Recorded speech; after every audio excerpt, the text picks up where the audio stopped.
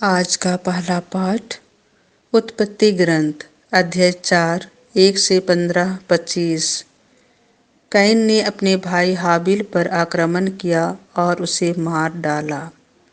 आदम का अपनी पत्नी से संसर्ग हुआ और वह गर्भवती हो गई। उसने कैन को जन्म दिया और कहा, मैंने प्रभु की कृपा से एक पुत्र को जन्म दिया। फिर उसने कैन के भाई हाबिल को जन्म दिया। हाबिल भेड़ बकरियों का चरवाहा बना और कैन खेती करता था। कुछ समय बाद कैन ने भूमि की उपज का कुछ अंश प्रभु को अर्पित किया। हाबिल ने भी अपनी सर्वोत्तम भेड़ों के पहलौठे मेमनों को प्रभु को अर्पित किया। प्रभु ने हाबिल पर प्रसन्न होकर उसकी भेंट स्वीकार की, किंतु उसने कैन और उसकी भेंट को अस्वीकार किया। कैन बहुत क्रुद्ध हुआ और उसका चेहरा उतर गया। प्रभु ने कैन से कहा, तुम क्यों क्रोध करते हो और तुम्हारा चेहरा उतरा हुआ क्यों है?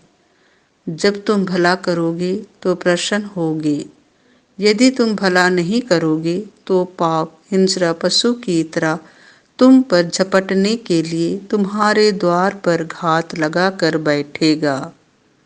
क्या तुम उसका दमन कर सकोगे? कैन ने अपने भाई हाबिल से कहा, हम टहलने चलें। बाहर जाने पर कैन ने हाबिल पर आक्रमण किया और उसे मार डाला।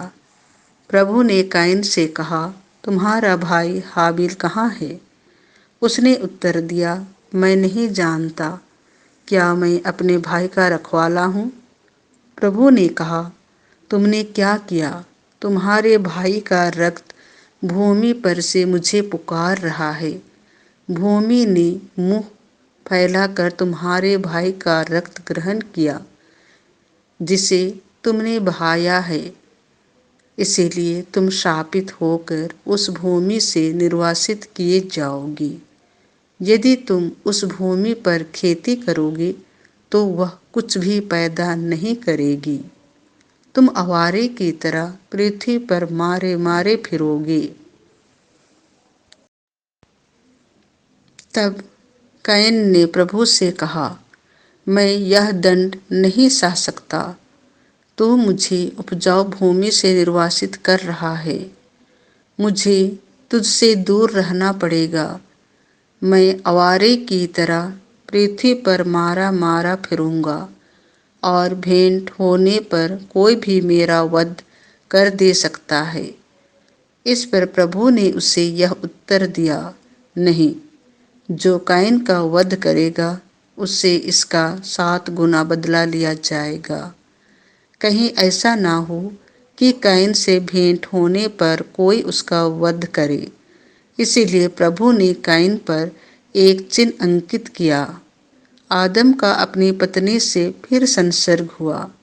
उसने पुत्र प्रसव किया और उसका नाम सेत रखा। उसने कहा, कैन ने हाबिल का वध किया, इसलिए प्रभु ने उसके बदले में मुझे एक अन्य पुत्र प्रदान किया। यह प्रभु की वाणी है।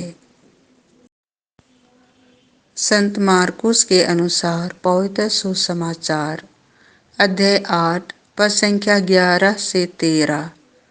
यह पीढ़ी चिन्ह क्यों मांगती है? फरीसी आकर यीशु से विवाद करने लगे।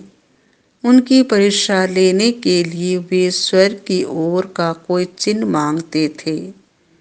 यीशु ने गहरी आह भर कर कहा, यह पीढ़ी चिन्ह क्यों मांगती है?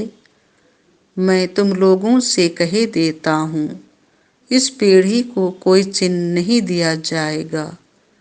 इस पर यीशु उन्हें छोड़कर नाव पर चढ़े और उस पार चले गए। यह प्रभु का सुसमाचार है।